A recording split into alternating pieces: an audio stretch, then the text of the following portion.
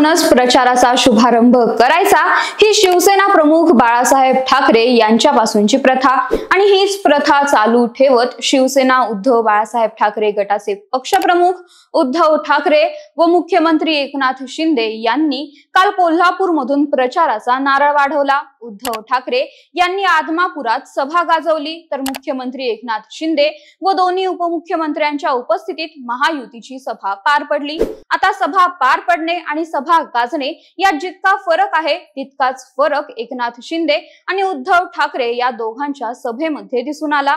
म्हणूनच या दोन्ही सभांमध्ये नेमकं काय झालं ते जाणून घेऊयात या व्हिडिओ मधून। नमस्कार, मी श्रेया, तुम्ही पाहताय महाराष्ट्र कट्टा। महाविजयाचा संकल्प करत मुख्यमंत्री एकनाथ शिंदे, उपमुख्यमंत्री देवेंद्र फडणवीस आणि उपमुख्यमंत्री अजित पवार यांच्या उपस्थितीत कोल्हापूर जिल्ह्यातील महायुतीच्या 10 उमेदवारांच्या प्रचारासाठी नारळ वाढवून महायुतीकडून प्रचाराचा श्री गणेशा करण्यात आला।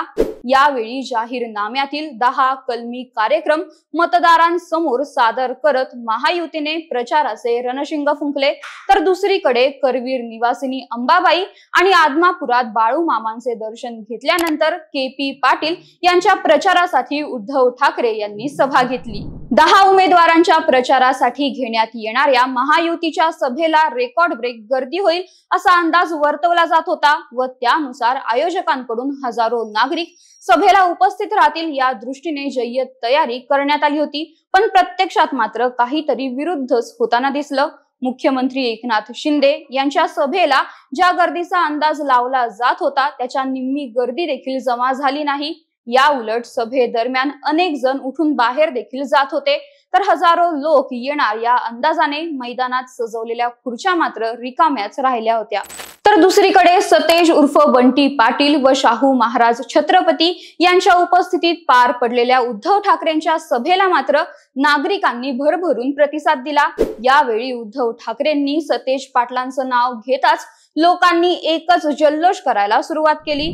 सभेसाठी जमलेली प्रचंड गर्दी, नागरिकांकडून करण्यात आलेला जल्लोष व उद्धव ठाकरे यांचं तडकतं फडकतं भाषण यामुळे या सभेचे अनेक व्हिडिओज देखील सोशल मीडियावर व्हायरल होताना पाहायला मिळाले। परंपरेप्रमाणे कोल्हापूरमध्ये प्रचाराचा शुभारंभ होत असल्याने दोन्ही नेते सभेत काय बोलणार याकडे अवघ्या कोल्हापूरसह राज्याचे लक्ष लागून राहिले होते।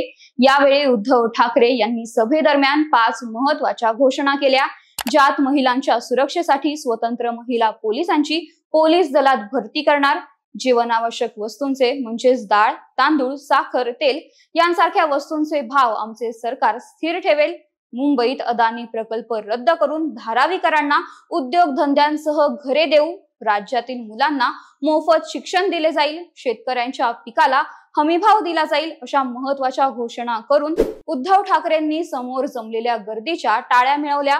तर संध्याकाळी झालेल्या एकनाथ शिंदे यांच्या सभेत त्यांनी जाहीरनाम्यातील 10 कलमी कार्यक्रम मतदारांसमोर सादर केला। यातील पोलीस दलात महिलांच्या सुरक्षेसाठी स्वतंत्र पोलिसांची भरती व जीवनावश्यक वस्तूंचे भाव स्थिर ठेवणे यांसारख्या घोषणा एकनाथ शिंदे यांनी त्यांच्या सभेमध्ये केल्या, ज्या उद्धव ठाकरेंनी त्यांच्या सकाळच्या सभेतच केल्या होत्या।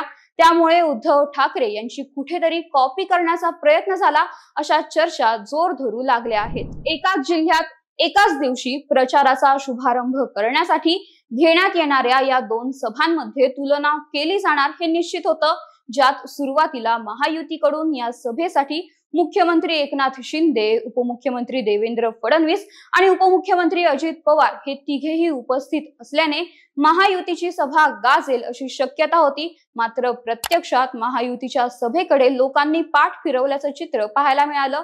तर दुसरीकडे उद्धव ठाकरेंच्या सभेत जल्लोष करणारी गर्दी होती, त्यामुळे एकनाथ शिंदे यांची सभा कुठेतरी फसली असं म्हणावं लागतं।